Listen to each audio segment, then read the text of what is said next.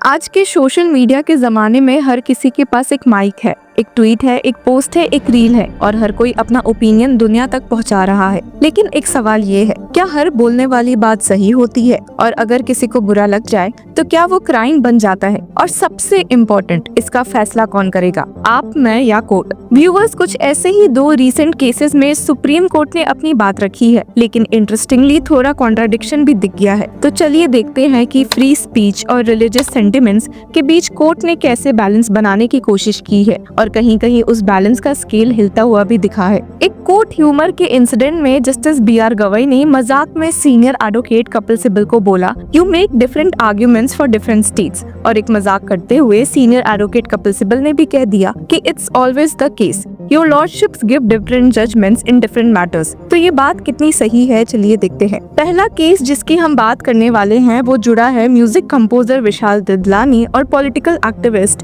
तहसीन पूनावाला से, जिन्होंने जेन मॉन्ग तरुण सागर जी, now deceased, के न्यूड अपीयरेंस पर ट्वीट किया था। तो जहां विशाल ददलानी ने मॉन्ग के अपीयरेंस को क्रिटिसाइज किया था when he was giving speech in the Haryana legislative assembly in 2016, वहीं दूसरी ओर Poonawalla also put out similar critical tweets and also queried why women are shamed when they are semi-nude, whereas monks are termed holy when they walk nude। अब ऐसे tweets करने की वजह से उन पे FIR फाइल हुए और जिसे क्वॉश करवाने की डिमांड उन्होंने पंजाब और हरियाणा हाई कोर्ट में की। हाई कोर्ट ने FIR तो क्वॉश कर दी, बोला कि कोई क्रिमिनल ऑफेंस नहीं बनता, पर फिर भी हर एक को 10 लाख रुपए का फाइन लगा दिया ताकि आगे किसी रिलीजियस लीडर पर ऐसे कमेंट्स ना हो। यहीं पर लोगों को काफी शॉक लगा, कोई क्राइम नहीं लेकिन फाइन लगा दिया, दैट टू 10 लाख। तो ये बात थी 2019 की, और जब ये मामला फाइनली 2025 में सुप्रीम कोर्ट की bench of justices Abhay S Oka और उज्जवल भुयान के सामने आ पहुंचा तो वे काफी गुस्सा दिखे। सुप्रीम कोर्ट ने ये देखा और बोला, अगर ऑफेंस बनता ही नहीं तो फाइन किस बात का। सुप्रीम कोर्ट बेंच ने डांटते हुए ये भी कहा, no notice is served, what kind of order is passed, court should not go on moral policing, this is not function of the court at all. और ये भी ऐड किया कि freedom of speech under article 19 subsection 1A को अगर आपने protect किया है तो फिर आप पनिशमेंट क्यों दे रहे हो। सिर्फ यही नहीं बल्कि उन्होंने एक और स्ट्रॉन्ग पॉइंट उठाया कि हाईकोर्ट ने अननेसेसरीली कंपेयर किया कि जेन मॉन्ग की कंट्रीब्यूशन सोसाइटी के लिए ज्यादा थी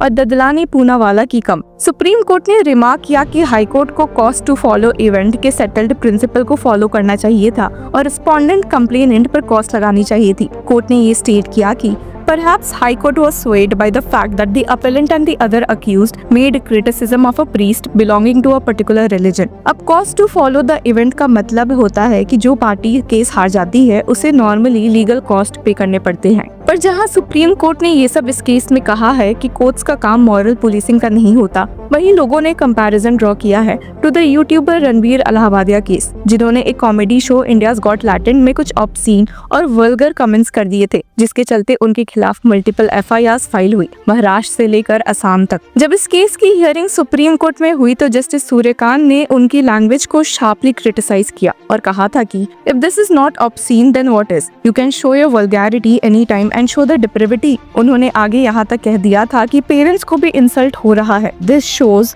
there is something dirty in his mind, मतलब straight up roast by the bench itself. पर despite all the anger and criticism, supreme court ने रणबीर अलाहाबादिया को अरेस्ट से प्रोटेक्शन भी दे दिया था और बोला था कि और FIRs फाइल नहीं होनी चाहिए। साथ ही उनके पॉडकास्ट को भी वापस रिज्यूम करने की परमिशन मिली है, हालांकि कुछ कंडीशंस के साथ। अब ये थोड़ा कंफ्यूजिंग है ना? एक तरफ कोर्ट कह रही है कि लैंग्वेज ऑब्सीन है, दूसरी तरफ वो बेल और प्रोटेक्शन भी दे रही है। पर क्या ये जुडिशियल डबल स्टैंडर्ड है या एक वेल थॉट लीगल अप्रोच? तो अब आप सोच रहे होंगे कि कोर्ट कब किस फेवर में होती है। तो सच ये है कि कोर्ट्स हर केस को उसके फैक्ट्स के बेसिस पर देखती है, लेकिन ये भी सच है कि पब्लिक सेंटिमेंट्स और रिलीजियस एंगल्स कभी कभी लीगल लाइंस को ब्लर कर देती है। विशाल ददलानी केस में no criminal offence no penalty, Ranveer Allahbadia case में स्ट्रॉन्ग लैंग्वेज पर भी प्रोटेक्शन। तो क्या हम कह सकते हैं कि कोर्ट्स फ्री स्पीच को तो प्रोटेक्ट कर रही है, लेकिन कभी कभी मोरालिटी के नाम पर कंफ्यूज भी हो जाती है। अब रणबीर अलाहाबादिया के केस में इंटरेस्टिंग टर्न ऑफ इवेंट्स सामने आए थे,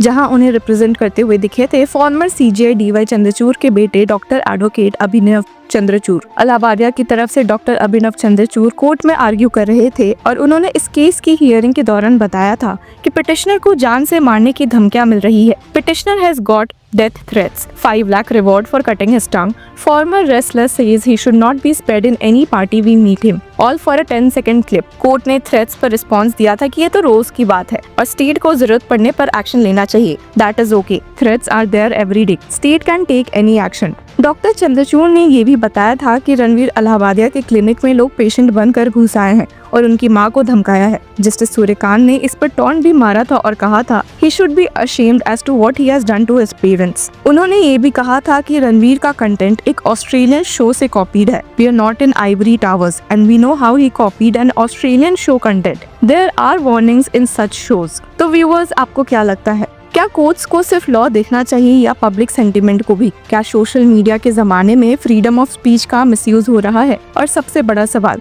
जब रिलीजियस लीडर्स क्रिटिसाइज किए जाते हैं तो क्या वो ब्लास्फेमी होती है या फ्रीडम ऑफ एक्सप्रेशन? कमेंट करके हमें जरूर बताएं और अगर आपको ऐसे ही लीगल ब्रेकडाउन्स पसंद आते हैं तो लाइक करें, शेयर करें और लॉ चक्रा को सब्सक्राइब करना ना भूलें.